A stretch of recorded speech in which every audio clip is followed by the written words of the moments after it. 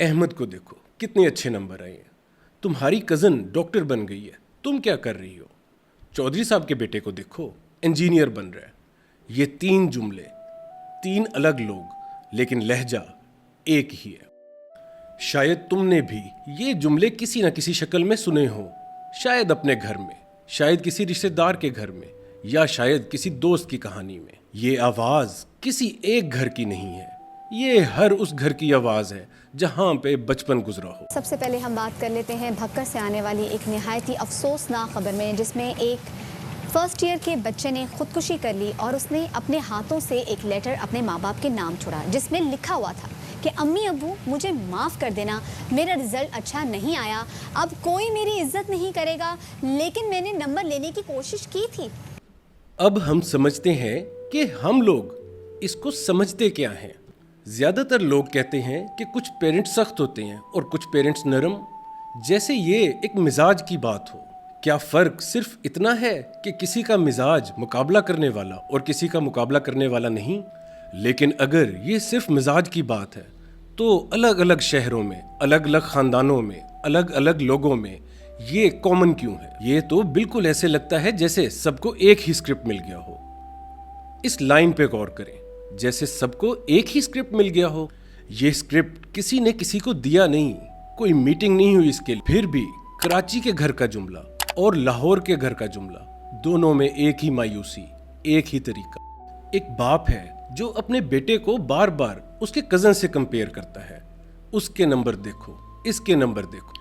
और ये सिर्फ एक वाकया नहीं, ये उन हजारों घरों की तस्वीर है जहां रोज ये वाकया दोहराया जाता। सोचने वाली बात है कि अगर ये मोहब्बत है, अगर ये केयर है, तो ये सिर्फ किसी और के साथ मुकाबले की सूरत में ही क्यों आती? प्यार तो बिना मुकाबले के भी हो सकता ना। फिर ये हमेशा देखो उसको क्यों लेके आती साथ? अगर आप किसी पेरेंट से पूछें कि आप अपने बच्चों का मुकाबला क्यों करते हैं, तो वो कहते हैं कि हम मुकाबला नहीं करते, हम प्यार करते हैं, हम चाहते हैं कि वो अच्छा परफॉर्म करें। ये जवाब झूठा नहीं लगता। ज्यादातर पेरेंट्स सच में यही महसूस करते हैं। लेकिन एक बात जहन में आती है, अगर ये सिर्फ प्यार है, अगर ये बच्चे की बेहतरी के लिए है, तो ये हमेशा किसी और के साथ मुकाबले की सूरत में क्यों आती है? कोई पेरेंट ये नहीं कहता कि बेटा मेहनत करो और बेहतर बन जाओ। हर पेरेंट यही कहता है कि उससे आगे निकलो। प्यार का मिजाज तो अंदर देखने वाला होना चाहिए, ये हमेशा बाहर क्यों देख रहा होता? और शायद वजह कहीं और है। पाकिस्तान के हालात देखिए, मेडिकल कॉलेजेस में सीटें गिनी चुनी, अच्छी यूनिवर्सिटीज में बहुत लिमिटेड सीट्स, सरकारी नौकरी के लिए लोग बरसों बरसों मेहनत करते हैं, और जब मौके कम हो तो हर कोई दूसरे को पीछे छोड़ने की ख्वाहिश रखता है ताकि आगे निकल के वो हासिल कर सके जो सबको चाहिए। और अगर ये ना किया तो पीछे रह जाएंगे। सच बोलूं तो इसमें मोहब्बत नहीं, इसमें खौफ है। वो खौफ जो हर पेरेंट को होता है कि अगर मैंने अपने बच्चे को अभी ना टोका, अभी ना पुश किया और अभी ना रोका तो ये पीछे रह जाएगा। और सच बताओ, तुमने भी तो कभी ये सोचा होगा कि अगर मैंने अपने बेटे को ये ना कहा तो वो पीछे रह जाएगा या वो मेहनत कम कर देगा। और यही सवाल दूसरे पेरेंट्स के भी जहन में गुजरता है। इसीलिए वो दूसरों की मिसाल देते हैं कि उन्हें लगता है कि कंपटीशन का एनवायरनमेंट ही बच्चों को हरकत में लाएगा। वो बाप जो अपने बेटे को उसके कजन से कंपेयर करता था, उसकी भी नीयत बुरी नहीं थी, उसके अंदर भी यही खौफ था। वो जब फैमिली गैदरिंग्स में जाता था, अपने बहन भाइयों के बच्चे देखता था, तो उनको देख के उसके भी जहन में यही आता था कि मेरे बच्चों ने अगर मेहनत ना की, मेरे बच्चों को अगर मैंने सही टाइम पे पुश ना किया तो वो पीछे रह जाएंगे और उनके साथ मेरी फैमिली का नाम भी पीछे रह जाएगा। ये मोहब्बत नहीं थी, ये खौफ है जो मोहब्बत की जुबान में बात करता। लेकिन अगर ये खौफ है तो ये एक ही घर में, एक ही बाप पे क्यों नहीं रुका? ये हर घर में वायरस की तरह कैसे फैल गया? क्या ये मुमकिन है कि ये खौफ भी वो खुद नहीं बनाते, ये खौफ किसी बड़े डिजाइन का हिस्सा हो और ये उनको बना बनाया मिलता है? ये खौफ अकेला नहीं है। सोचो, जब कोई रिश्ता आता है तो सबसे पहले क्या पूछा जाता है? लड़का क्या करता है, کہاں نوکری ہے اور کتنا کماتا ہے. جب کوئی مہمان گھر آتا ہے تو بات کہاں سے شروع ہوتی ہے؟ آپ کا بیٹا کیا کر رہا ہے اور کیا کر رہا ہے آج کل؟ یہ سوال کسی ایک گھر میں نہیں پوچھا جاتا، یہ سوال ہر گھر میں پوچھا جاتا ہے اور ہر گھر اس سوال کا جواب دینے کے لیے ہی تیار بیٹھا ہوتا. تو پھر ہمیں سوچنا چاہیے کہ اگر پورا محلہ، پورا خاندان ایک ہی سوال پوچھنے کو بیٹھا ہے اور ہر گھر ایک ہی سوال کا جواب دینے کو بیٹھا ہے تو کیا یہ صرف اتفاق ہے یا پھر یہ کچھ اور ہو رہا ہے جسے ہم اب تک صرف پیرنٹنگ سمجھ رہے ہیں؟ ذرا اس باپ کو دیکھو جو اپنے بیٹے کو کزن سے کمپیئر کر رہا تھا.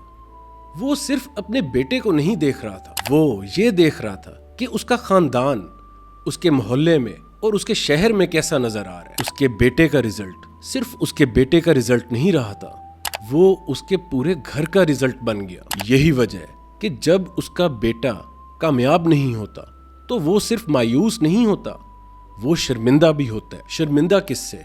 بیٹے سے نہیں، محلے سے، خاندان سے، اور ان آنکھوں سے جو اگلی فیملی گیدرنگ میں اس کا انتظار کر رہی ہوں گی اور اس سے سوال پوچھ رہی ہوں گی. اب ذرا رک کر سوچئے، ہم نے اب تک یہ سوچا کہ پیرنٹس صرف بچوں کا مقابلہ کر رہے، لیکن اب دیکھیے وہ اپنے پورے گھر کا، اپنے خاندان کا اور اپنے محلے کا مقابلہ کر رہے، اور بچہ وہ صرف ایک ذریعہ ہے جس کے ذریعے یہ مقابلہ دکھایا جا رہا ہے. بیٹا نمبر لے کے آتا ہے، گھر کا سٹیٹس اوپر جاتا ہے.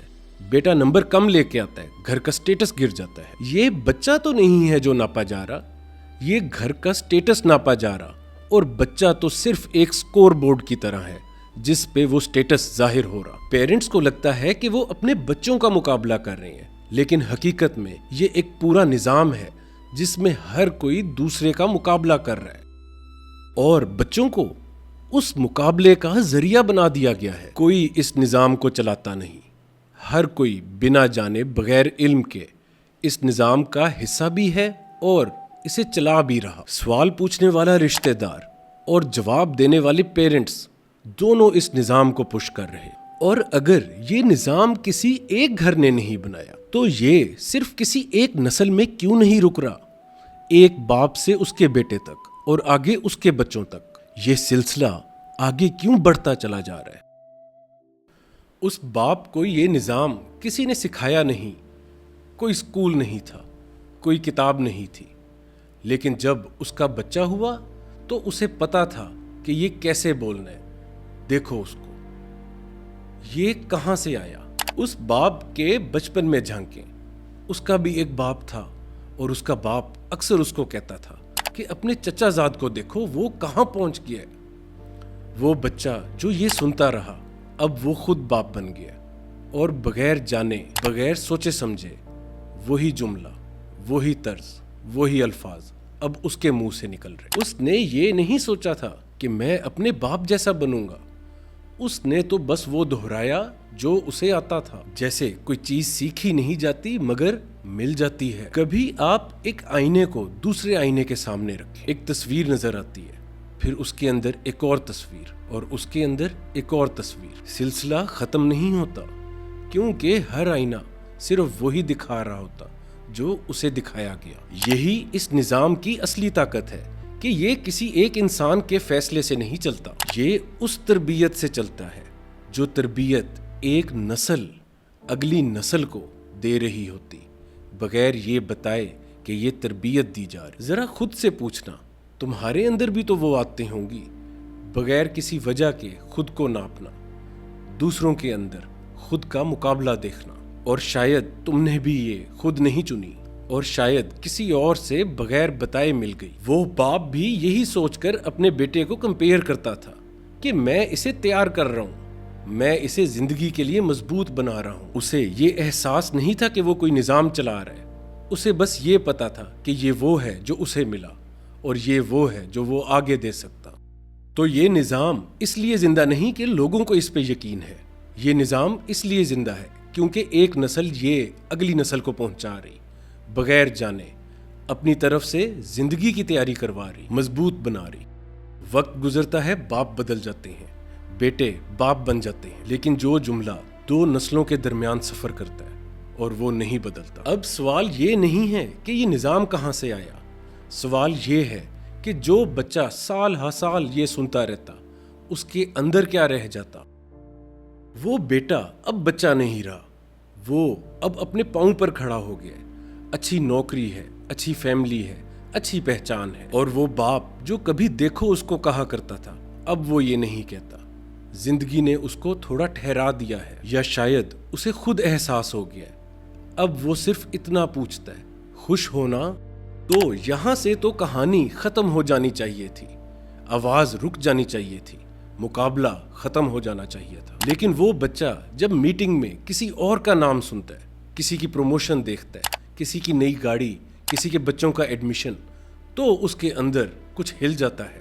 اب کوئی نہیں کہتا اس کو دیکھو اس کو، لیکن وہ خود ہی دیکھ لیتا ہے۔ باپ کی جگہ اب کوئی نہیں ہے، لیکن وہ سوال جو اس سے باپ پوچھا کرتا تھا وہ اب اپنے آپ سے خود پوچھتا ہے، اور اب اس کی زبان سے ہی نکلتا ہے، کیا میں پیچھے رہ گیا ہوں؟ باپ کی آواز کہیں گئی نہیں، وہ اب باہر سے اندر آ گئی ہے۔ جو کوئی پہلے دوسرا کہتا تھا اب وہ خود کہتا ہے، جو اسے پہلے باہر سے سنائی دیتا تھا اب وہ اسے اندر سے دیتا ہے، اسی لہجے میں، اسی وقت پر جب کوئی اسے آگے نکلتا محسوس ہوتا۔ مقابلہ ختم نہیں ہوا، مقابلہ بدل گیا، اور صرف اتنا بدلا کہ اب مقابلے کے لیے کسی دوسرے کی ضرورت ہی نہیں۔ وہ خود اپنا مقابلہ کرنے لگا، خود اپنے آپ سے۔ یہ آواز اسے اب اپنی لگتی ہے، اسے تو یاد بھی نہیں کہ یہ کہاں سے آئی تھی۔ وہ بس اتنا جانتا ہے کہ جب وہ کسی کی کامیابی دیکھتا ہے تو وہ اندر سے ہل جاتا ہے اور خود کو ناپنے لگتا ہے۔ ذرا خود سے پوچھنا، کیا تمہارے اندر بھی وہ آواز ہے جو دوسروں کو دیکھ کے خود کو ناپنے لگتی، جو تمہیں یہ نہیں پوچھتی کہ خوش ہو، بلکہ یہ پوچھتی ہے کہ کہاں کھڑے ہو اس کے مقابلے میں؟ شاید یہ آواز تمہاری اپنی نہیں، شاید یہ کسی اور کی تھی اور اب اتنا اندر چلی گئی کہ تمہیں اپنی لگتی ہے۔ باپ چلا گیا، آواز نہیں گئی، تو اب سوال یہ نہیں کہ یہ آواز کہاں سے آئی، سوال یہ ہے کہ اگر مقابلہ ضروری نہیں ترقی کے لیے تو ایسا کیا ہے جو اسے بدل سکتا ہے؟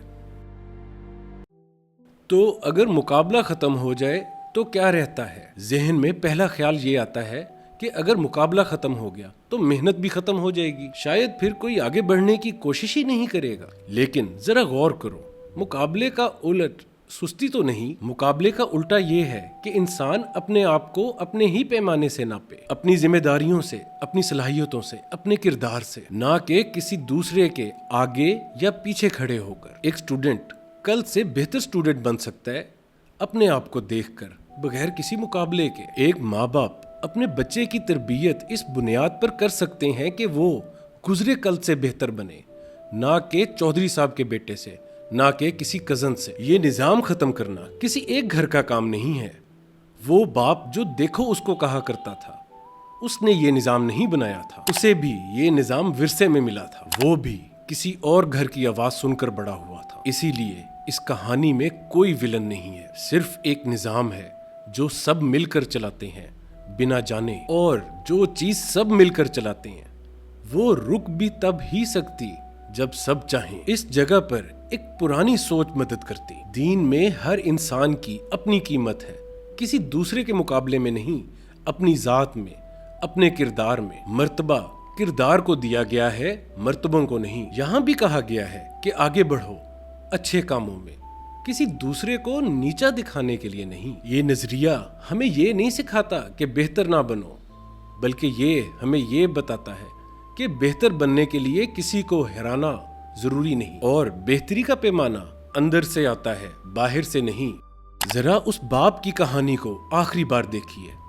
اس باپ نے جو بھی کیا محبت میں کیا، طریقہ غلط صحیح، نیت غلط نہیں تھی، اور بیٹا جو بنا اس نظام کے باوجود بنا، اور اب وہ اس نظام کو سمجھ کر اپنے بیٹے کو نیا جملہ دے سکتا ہے۔ شاید وہ اپنے بیٹے سے اب یہ نہ کہے کہ دیکھو اس کو، شاید وہ یہ کہنا سیکھ جائے کہ تم خود کو دیکھو، کل کہاں تھے، کیا آج ایک سٹیپ آگے ہو؟ یہ فرق چھوٹا لگتا ہے لیکن یہ فرق بہت بڑا ہے۔ اب ذرا اس جملے کی طرف جاؤ جہاں سے یہ سفر شروع ہوا تھا. دیکھو احمد کو, یہ جملہ اب بھی وہی ہے. اب بھی یہ کسی شام کسی ماں باپ کے منہ سے کسی گھر میں نکل رہا ہوتا ہوگا. اور اب اگر یہ جملہ تمہارے کان میں پڑے تو شاید تمہیں صرف ایک جملہ نہ نظر آئے, شاید تم اس کے پیچھے وہ سارا نظام دیکھو, وہ خوف, وہ آواز, وہ اندر چلی گئی ہوئی آواز جو کسی ایک گھر نے نہیں بنائی اور جو کوئی ایک گھر بدل بھی نہیں سکتا. اور اگر تمہاری نظر اب کچھ تیز ہو گئی ہے تو وہ صرف اس ایک جملے تک محدود نہیں رہے گی, اس ایک نظام تک محدود نہیں رہے گی. تمہیں یہی آواز کہیں اور بھی سنائی دے گی جب تم سے کوئی پوچھے گا جاب کہاں کر رہے ہو, کتنا پیکج ہے. تب بھی یہی آواز سنائی دے گی جب کوئی رشتہ ہو رہا ہوگا اور پوچھا جائے گا کہ لڑکے کا سٹیٹس کیا ہے, گھر کیسا ہے. یہی آواز تمہیں شادی میں بھی نظر آئے گی جب دو گھروں کا آپس میں خرچ کا, مہمانوں کا مقابلہ ہوگا. اور اب تو یہ آواز موبائل سکرینز تک پہنچ گئی ہے جہاں ہر پوسٹ, ہر تصویر خاموشی سے یہ پوچھتی ہے کہ کہاں کھڑے ہو, تمہاری زندگی اس کی زندگی جتنی اچھی ہی کیوں نہیں. یہ سب الگ میدان لگتے ہیں لیکن آواز وہی ہے. دیکھو اس کو, یہ اب صرف ایک جملہ نہیں رہا, یہ ایک نظام کی آواز ہے جو اب تمہیں سنائی دیتی رہے گی. رب رکھا.